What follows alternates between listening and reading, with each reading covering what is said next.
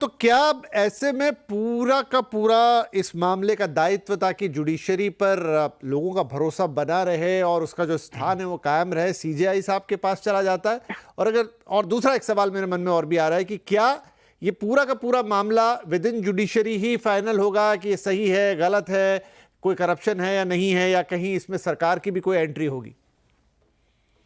नहीं, देखिए, देखिए मेरा ऐसी मानना बात ये है है इस कि जिस दिन पे ये घटना जी, हुई, ये मैंने मित्तल साहब से सवाल पूछा सर। गौर साहब मैं आ रहा हूं आपके पास भी।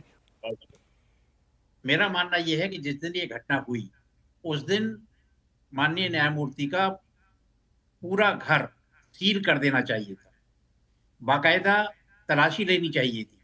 उनके इलाहाबाद के आवास पर या अन्य कोई आवास उनके हैं, उन पर भी तलाशी ली जानी चाहिए थी। उनका मोबाइल जब्त कर लेना चाहिए था, उनका लैपटॉप जब्त कर लेना चाहिए था और इसमें ईडी हो या सीबीआई हो या इनकम टैक्स डिपार्टमेंट हो, उनको सुप्रीम कोर्ट के अनुमति से ही आगे आ जाना चाहिए था। पर अब चूँकि बहुत विलंब हो चुका है, देखिए क्या होता है। दूसरा मेरा ये मानना है कि जब तक गवर्नमेंट एजेंसी इसमें इन्वॉल्व नहीं होंगी, तब तक जजेस एक फैक्ट फाइंडिंग कमेटी तो कर सकते हैं, पर वो पैसा कहाँ से आया, किसने दिया, उसका लिंक क्या है, हवाला का पैसा है या मनी ट्रेल है, क्या है, ये एजेंसीज़ ही निकाल पाएँगी।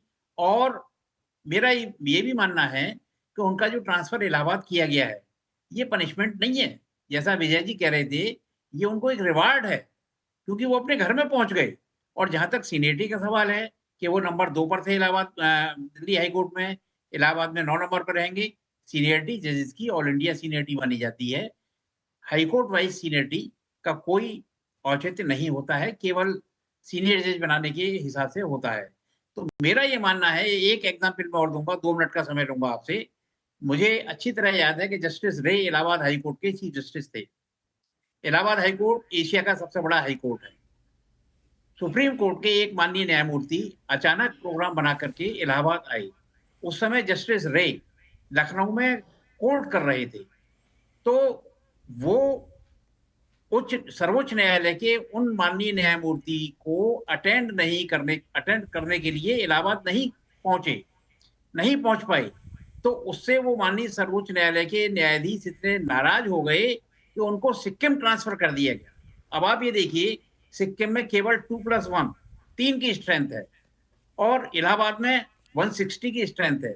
तो आप इतनी छोटी-सी बात पर एक जज को जब सिक्किम ट्रांसफ़र कर सकते हो, तो ऐसे बड़े मामले में इनको इलाहाबाद ट्रांसफ़र करके तो इनको इनाम दिया गया है। इनको तो एक रिवार्ड दिया गया है। मैं पूरे सम्मान के साथ, वैसे सुप्रीम कोर्ट का निर्णय है, हम लोग कौन होते हैं कहने वाले, अब हम रिटायर हो गए। परंतु ये देखा जाना चाहिए कि क्या उनको इलाहाबाद ट्रांसफ़र करना चाहिए? जहाँ तक एक और बात मैं कहना चाहूँगा, जहाँ तक इलाहाबाद के अधिवक्ताओं द्वारा इसका विरोध करना है कि हम कूड़ेदान नहीं हैं, तो लाइटर मोड में मैं कहना चाहूँगा कि मान्यवर कूड़ा तो आप ही का है। आप अपने घर का कूड़ा कहाँ-कहाँ फेंकेंगे? किस-किस के घर फेंकेंगे? तो आप अपने कूड़े को सँभालिए या उसको सुधारिए।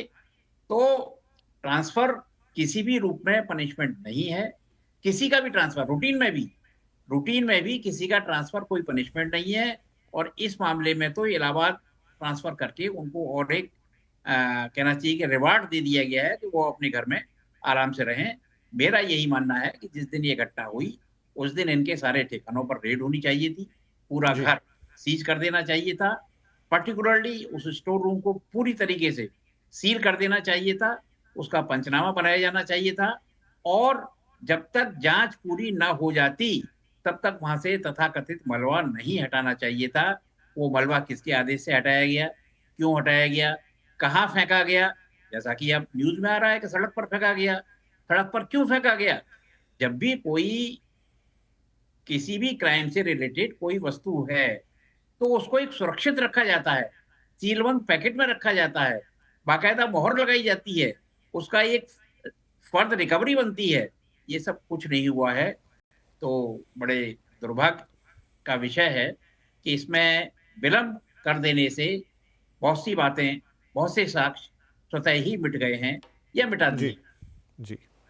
गौर साहब, मेरी जानकारी में तो नहीं है, लेकिन चूंकि आपने इतना लंबा अपना करियर निभाया जुडिशरी के अंदर, क्या ये एक अप्रत्याशित मामला है? कम से कम, क्योंकि आज तक कोई इम्पीचमेंट भी नहीं हुई, ऐसे कोई कहीं कोई सजा भी नहीं हुई है सीधे तौर पे, कुछ कुछ मामले हुए हैं बीच में, लेकिन ये क्या अपने आप में अपनी तरह का पहला मामला है जब इस तरीके से इतना नगद बरामद होना और इस तरह से सीधा सीधा करप्शन का मतलब एक पूरा सीन बन जाना हाईकोर्ट जज के लिए, या पहले भी कुछ ऐसा हुआ?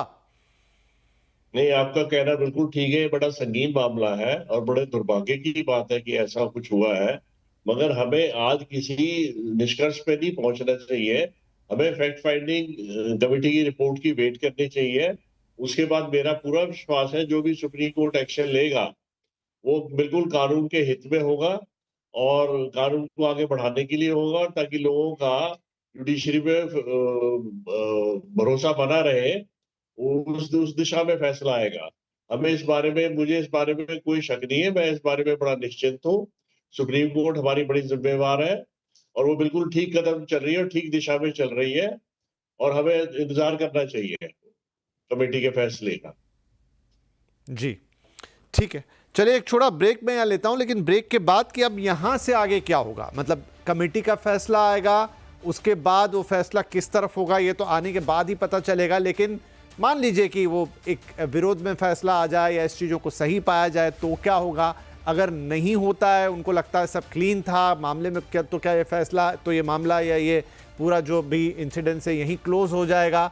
आगे ये कैसा बढ़ता हुआ नजर आएगा और इस पूरे मामले के बाद क्या कुछ परिवर्तन आएंगे? जैसा एक सवाल मैंने पूछा था, मैं और भी विशेषज्ञों से पूछना चाहूँगा कि क्या भारत सरकार का या एक एडमिनिस्ट्रेटिव साइड का इसके अंदर किसी तरह का कोई रोल बनता है, या पूरी तरह से ये सिर्फ जुडिशरी का ही मामला है?